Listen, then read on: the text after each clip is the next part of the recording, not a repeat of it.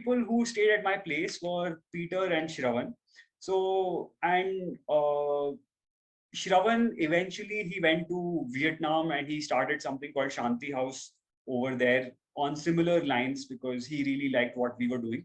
And then later on, when he came back to India, then he visited this village called Kukal, and that is where like and well after he visited this place, like he told me that I really need to come check out this place. And I was like, cool, sure, man, I will do that. And eventually I did go to check out the place. And this was for the first time when I went to visit this place was in October of 2018. And at that time, I was traveling with this Vietnamese guy in India called DK. And so we were doing like, because I had gone to visit Shravan in Vietnam and I met DK, and then I was traveling around in Vietnam with him. Then when I came back to India, he wanted to travel India, and then he also came, and then we were doing like this bike tour from Gurgaon to Goa. And then like Shravan called in the meantime and he was like, man, you need to like check out this place. And I was like, sure, I'll come. And then so eventually I finally made a trip and I saw this place. And when I first came to this place, I was like, I was just like breathtaking place. I was just blown away by the beauty. And truly to me, it felt like I'm in paradise. It was like definitely one of the most beautiful places that I have seen. Probably, if I had to say something equally beautiful, would be like Ninh Binh in Vietnam that I've seen. But yeah, definitely one of the most beautiful places that I've seen. And I realized that, hey, I have the possibility to actually make this place my home. And so the first time I visited Kukal, is the village that I first visited, which is basically 35 kilometers from Kodaikanal. So I was there for just 2 days, and but in those 2 days, I made a whole lot of decisions. Like I decided that okay, I'm going to go back to Goa, and pack my stuff, shut down my house, and then move back to Kodaikanal.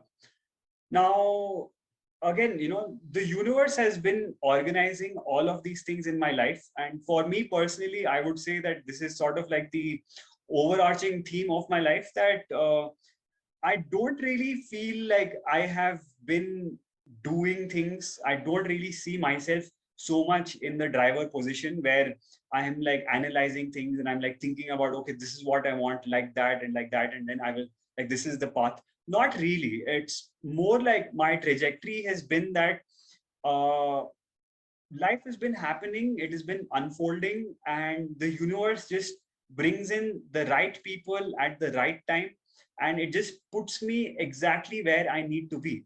And in that ways, when I was moving back to the mountains, like I visited for the first time, I was there for 2 days, went back to Goa, and then a month later I packed everything and I moved back. And on my journey back to Kodaikanal from Goa is how I met Eustace. And so Eustace is actually a common friend of Lakshman and Vanessa, who were also staying at my house in Goa. And now I know them also like really well. And these guys run India's first vegan hostel in Bangalore, which is an amazing place. And any of you, if you're in Bangalore, I would definitely recommend you to check it out. So at that time, Eustace was just finishing his mm, you know, not really internship, but he was volunteering in this place called Panchabhuta in Gokarna. And so, like Lakshman and Vanessa told me that they have this friend who's there, and it's like he's also probably interested. And then they told him that I'm moving to the mountains, and he was also interested. And then I just met him, and then like just on the drive to Kodaikanal itself, we got like very deeply connected, and we just knew, okay, cool, this is like a long-term connection anyways, and like I could see like difference in thought process, right?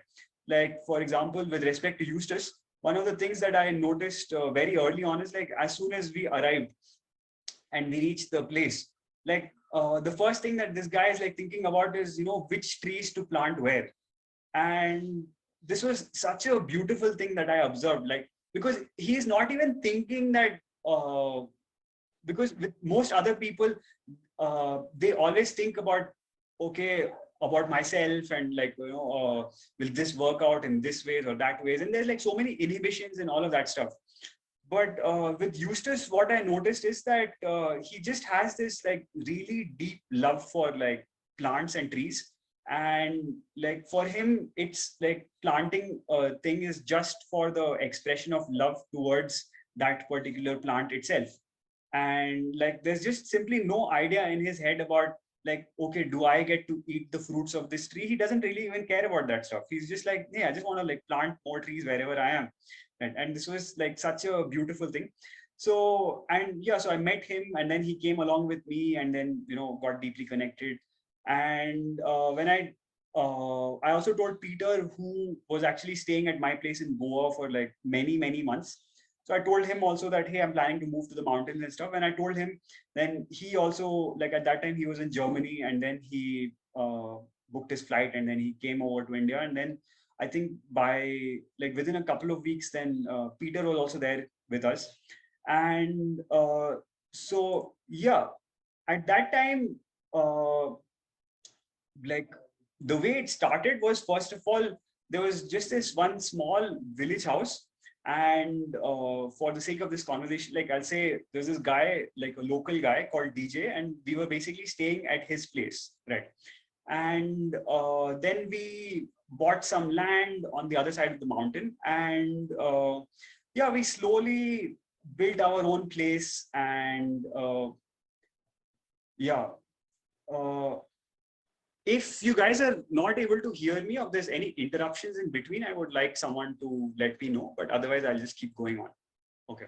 So slowly we kind of bought our land, and then we, built a house. And the whole process was like really slow, and it was very simple actually. Like we did not really have some huge plans in our head or anything like that.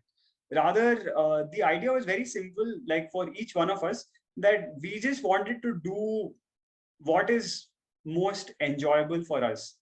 And in that ways, what happened is like our life was mostly just built around our own desires, and like what we enjoy the most. And in doing that, what we realized was that we actually ended up having a huge impact on whoever would come and visit us.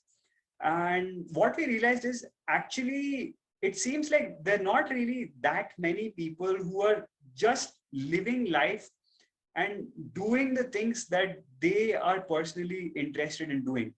Because either somebody is running like a commercial cottage, or somebody's running a farm stay, or like whatever, but that's also like a business venture from their point of view. And we were just kind of living our lives, and we were like, hey, we have a small house, we have a little bit of space. Like if you don't have like some fancy requirements in life, you like, we are anyway sleeping on the floor on this mat. There's four of us sleeping. There's like two more people can sleep on the left side. If you feel like chilling, you can chill. And like we pitched a tent outside, and we're like, okay, three, four more people can now stay. And it was just that basic and that simple is how we began. But then what we noticed is that we were having like a huge impact on whoever would come and visit us. Because as I said, we were basically living our lives. We were doing the things that we wanted to do. Like I had the freedom to read the books that I felt like reading. And Peter is interested in like yoga and like a bunch of other things, and he would go deep into that stuff. And Eustace, of course, quite deeply involved with plants, and also with respect to health. And in fact, like Eustace, for example, played a huge role in my health transformation. Because before I met him, I was just sort of surviving on junk food and stuff. But then after I met him, and living together, like so many aspects of my life actually upgraded. And like we started doing intermittent fasting. We removed all oil from our diet, first of all. And then we would all work out together. We were doing this thing called convict conditioning. It's like where it's like intense workout, but just for like 15-20 minutes. and we would work out together, and then we would do like mono meals, like we would have just like two huge fruit meals and things like that. And like for example, we start working out at 12 o'clock, and then we have our first fruit meal at 12:30, something like just watermelons, for example. And then the second fruit meal would be around 3:34, and that would be something like, say, maybe jackfruit or bananas or mangoes, something more dense. And yeah, and then we would have like dinner and salad and things like that. And just doing that, like, I got physically pretty strong. And then, like, personally for me at 29, I was way stronger physically than I had ever been in my early 20s and things like that. And yeah, so as I was saying, we were doing all of these things, and like we were just living our lives, doing the things that we wanted to do. And then when people would come visit, and like we saw that there were like huge transformations in their lives as well. Like in a couple of days, like people would go back and they would message like a month, 2 months later, talking about their journey of transformation and stuff like that. And so initially we formed like a WhatsApp group called Ask Gaia, where the idea was very simple, that and some of the people who had stayed with us only actually created this group. Like his name is Dinesh. Like he had come with a huge gang of like 11 people and all. So he ended up creating this group. And the idea was that, hey, okay, like these guys can ask questions about any topic, and then we will just answer. And the thing is, at that time where we were living, there wasn't even any internet connection or any connectivity on our side of the mountain. So it was more like once in a day, one of us will kind of come towards the network area, and then when that happened, you just reply to these messages. And just that kept getting bigger and bigger and bigger. And at some point, we kind of had few changes in our thought process, and ended up changing it from Ask Gaia to Gaia Family. And then the concept for the decentralized community was born.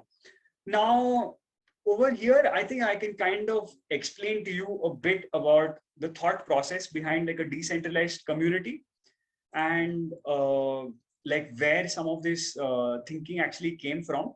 So there was this one book called The Handbook to Higher Consciousness. And this is a book that has actually greatly influenced my life. Now, this is one of the best books that I've ever read, and I would actually highly encourage and recommend everyone to check it out. Now, one of the things that this book taught me was about this concept on the filters of reality. Now, the thing is, because I have also visited other communities and I've been a part of like a few other community projects, one of the things that I understood and learned for myself was that like people have issues with people. Like you can't just take a bunch of nice people and put them in a beautiful place and expect everything to be like wonderful. Like, yeah, at a certain level, there are a lot of like really nice people. But what I realized is if you cram them up in a certain space, like conflict is bound to arise. And what this book taught me was basically about the nature of that conflict, and about how this is basically happening. Now, to just give you a bit more explanation on this, one of the things is that the universe is always sending infinite information in our direction. But what happens is, like, we synthesize a story out of this information, and we create a narrative in our head. Now, the first narrative, the first story that you create in your head is actually a story on security, which is, okay, what are all the threats to my survival? And from a jungle survival point of view, you realize that this makes a lot of sense. Because if you are like a monkey in a forest, and you're picking up some berries from a bush, and suddenly there's some noise that comes from just 10 feet behind you, you're not going to like look around and then see that, okay, what is this stuff that is coming my way? The first thing that you're going to do is, like, you're going to drop everything and then jump onto a tree. And then once you're on that tree, then you're going to look in that direction, right? And then if you see that, oh, it's just a deer, no problem. Makes sense. Like, because if you did not do that, and you're like, let me first see what is actually coming here. And then you realize that, oh, that's like a jaguar that is jumping out of the bushes. Right. Now you don't have that comfort that, oh, I'm being mauled by a jaguar. It's like, oh shit. Like, which is where the first thing that you need to do is ascertain what are the threats to your survival and react to that really quickly. Right. Which is why this is the first filter on reality. Now, unfortunately for us as human beings, we don't really have that many life threatening situations in our life. Yet, a whole lot of people spend a lot of time in that zone where we are thinking about all of these potential threats to our survival.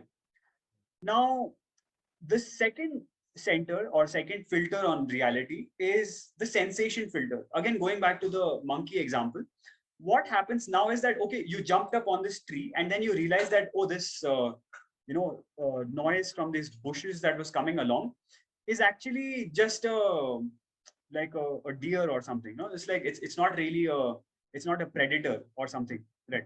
Now that's when you can finally chill out a bit more, and then you look around, onto your landscape, and then you see that, okay, there are some banana trees over there, there's some jackfruits over there, maybe there's some guavas over there, and then you can go ahead and consume all of these things. And or maybe you see that there is some member of your tribe who's open to having sex with you, so you do some mating rituals and then you do some of that stuff. And finally, when you're satisfied with all those bananas that you've eaten and then all the sex that you've had, you can move on to the third filter on reality, which is the power filter, which is that as a monkey, you're a part of a dominance hierarchy. And the higher up you are in the hierarchy, the more evolutionary benefits you have, which is you have better access to mating rights, you have better access to nutrients and things like that. Now, we are also kind of putting all of these filters on our reality and constantly coming up with all of these stories. But now, what does all of that have to do with community? I would say everything. Because at the end of the day, if we talk about any community project, ultimately it's just a bunch of people coexisting with each others. Now, once you understand these underlying principles of how a brain works, like if you don't think of a specific human being, like you're not thinking about like uh, like Vijendra or Anchal or somebody like that. It's like you're just thinking of a general concept of a human brain. How does this function? Right. And then you can come to understand a few deeper principles as to how these brains interact with each others and how these brains tend to create conflicts with each others. Right. And once you get that, so one of the things that we are looking forward to is that, hey, how can we have people coexisting without really chewing off each other's heads, right?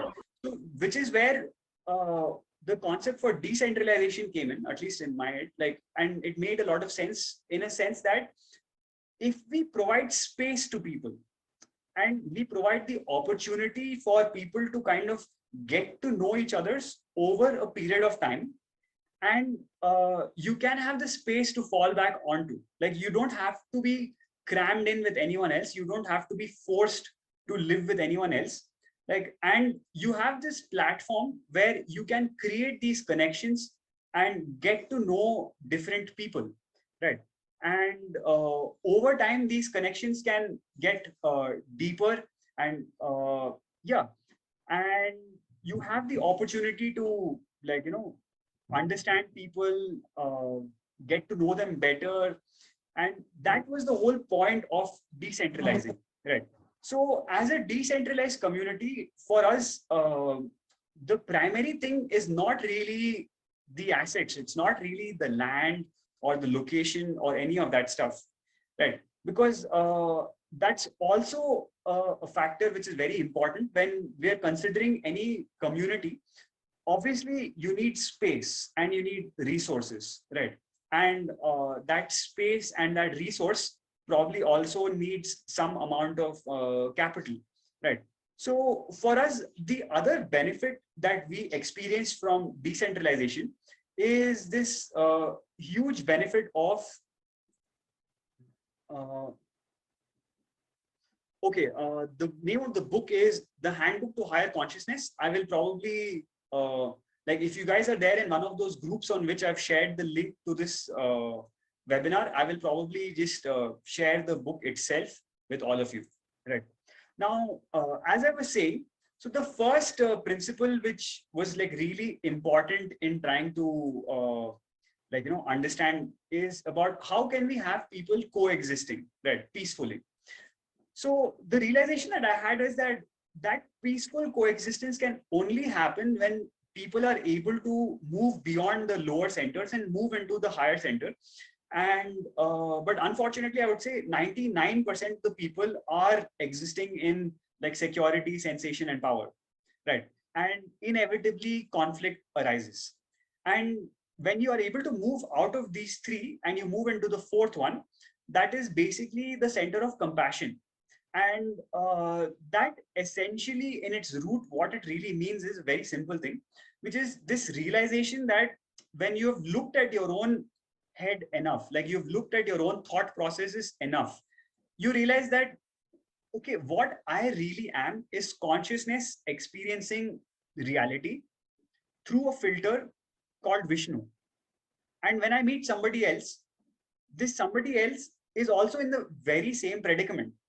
Like, hey, your consciousness experiencing reality through a filter called Sam, right? But essentially, in our core nature, we are the same. And just the way my brain tends to create from time to time unpleasant thought patterns, like your brain obviously would also from time to time create unpleasant thought patterns. There's nothing,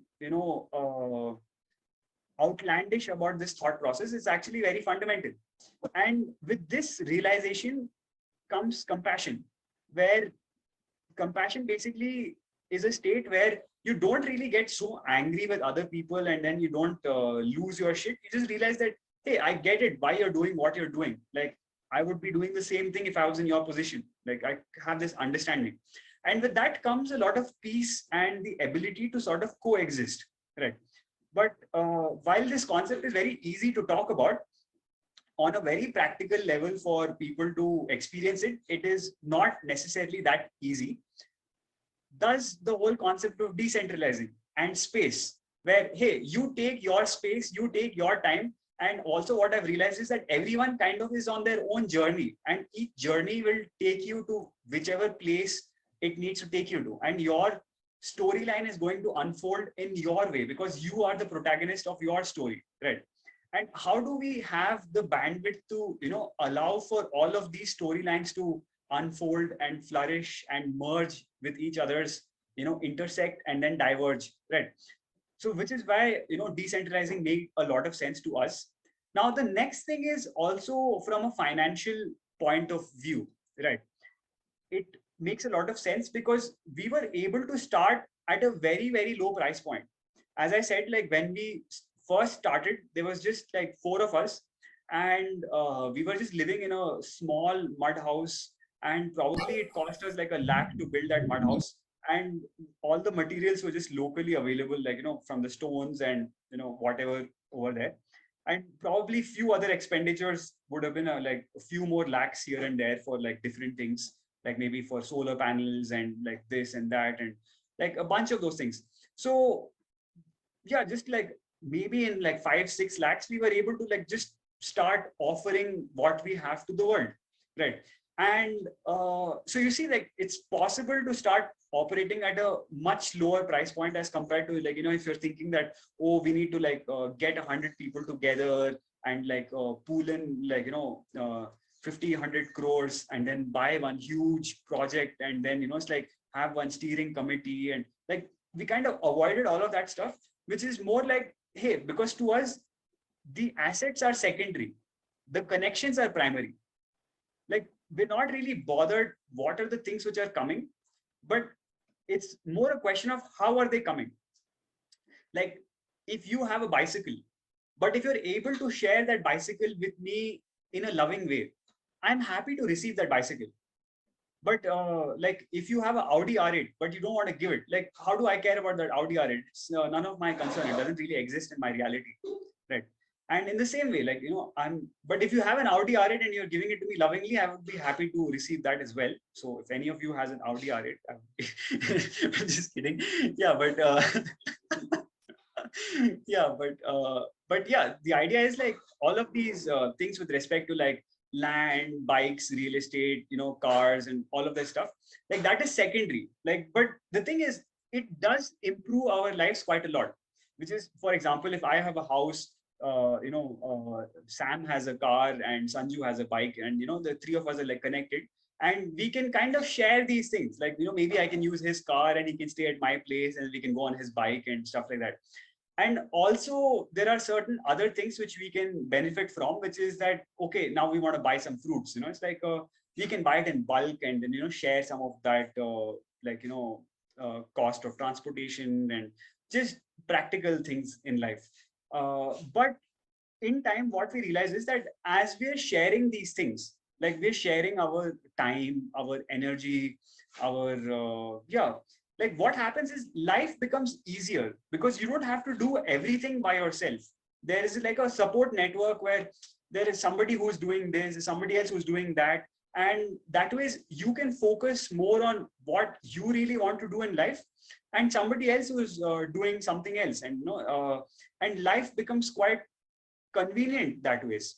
And in a sense, like if I think of like conventional family structures, like that's what they're supposed to be also, right? That, okay, the husband and wife are there to like support each other's, but then it's in a very fixed format, and then they can probably also end up having lots of arguments and fights with each others. But for us, all of these interactions and all of these associations are far more flexible and fluid, where there is no expectation that someone has to do something for me. Like it's more like, hey, if anything comes, it's bonus.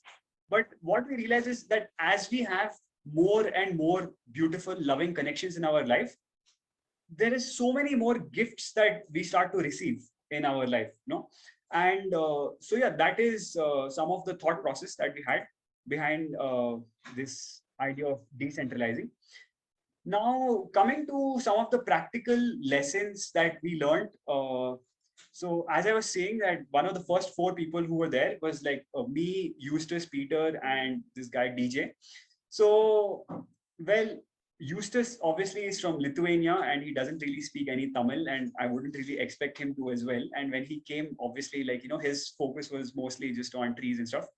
Likewise, Peter from Germany also doesn't really speak any Tamil, and it's like, yeah, he was more like just doing his own things.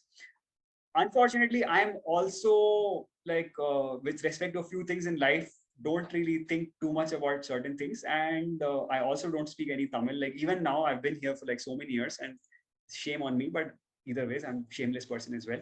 But yeah, like, so what happened was that the guy at whose place we were staying, and then with whom we got the land initially, like he actually had some other intentions in his head, which I could not really perceive at that point in time.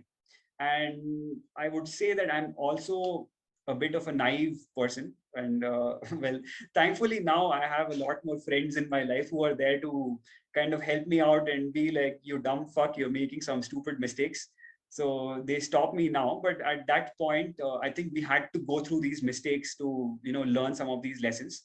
So what basically happened was that this dude, like, he wanted to basically keep the land to himself. And at that point, like, I did not even think about any of these things. I was just like so in bliss that I'm able to live in this amazing, beautiful place, feeling grateful that, oh my God, being showered by the blessings of the universe. I was like, I can't ask for anything else and stuff. So yeah, that is what was happening. So, but the way we actually got to know about this was in 2020, I started traveling, and like the lockdown happened, and I was in yeah, Mumbai at that time, and I was actually in Sanju's house for the lockdown. And when I was there, like Kartika was actually getting another house built on the land, and that is when, because unlike me, Kartika is not that naive, and she's like, freaking, I know shit in life. So yeah, so she figured out, and then like what basically happened was that this dude was like kind of borrowing some money from the house construction and stuff, and then she confronted him, and yeah, rather than apologizing, he basically chucked out everyone else from the land. And at this point, it was lockdown, and I was in Mumbai, and Kartika, Eustace, and Peter were like living in this place. And yeah, so basically, we got thrown out of our own place, which I would say was an amazing lesson in life, right? And quite valuable, I would say.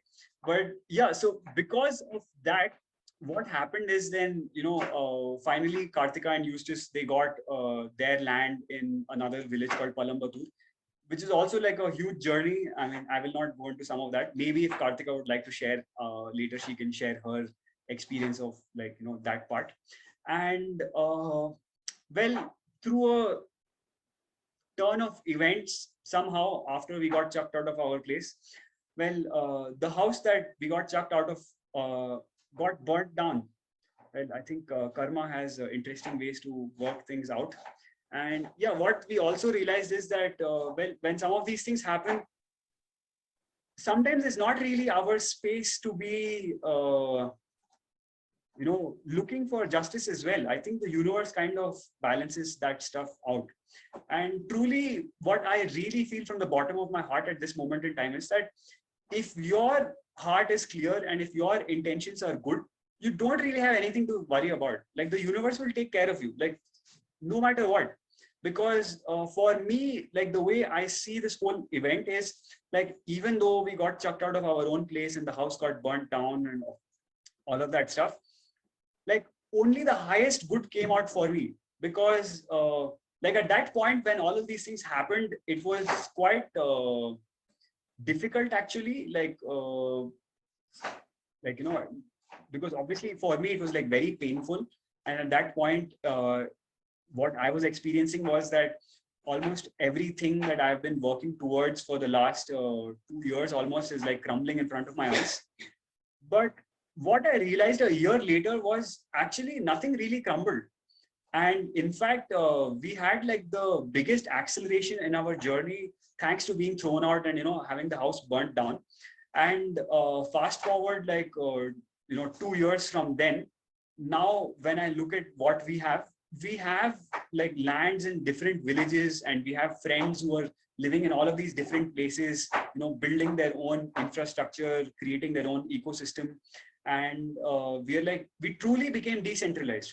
Because at that point, like you could say that Kukal was like our base, it was like the center in a sense. And it was like the universe was like, hey, that's not a decentralized community, that looks like a center. And the universe took its hammer and then, hammered the crap out of the center, and then it became decentralized, right? And yeah, but then in that process, like we grew a lot. And yeah, and it really helped us out quite a bit. And yeah, it's been quite an amazing journey since then. So yeah, truly for us, like I feel like it was a blessing in disguise. And as I said, the deepest takeaway for me through all of this whole journey, has been that uh, I can actually just simplify my life a lot. Like there is absolutely no need for me to be worried about anything, literally. Like as long as I know that my heart is clear and that my intentions are for the highest good of all of those who are involved, like the universe is going to take care of me. And also there is no hiding from the universe. There is no way that you can have some intent. Like you can hide things from your friends, you can hide things from relatives, you can lie to people around you, but you cannot lie to the universe. You cannot hide things from the universe. And that is a part of the journey that is anyways going to happen. And the universe is anyways going to balance everything. And it has its own wisdom and it has its own way of working things out. And through this whole journey, that was also a part of my life that got strengthened quite a bit, where now I don't bother with almost 99% of the things in life. and that's made my life quite carefully, and but still I'm able to get like much better results than people that I look at who are actually so concerned and so bothered with like many of the other aspects of life that they're trying to control, and worried that whether this will happen or work out in this way or that way or things like that.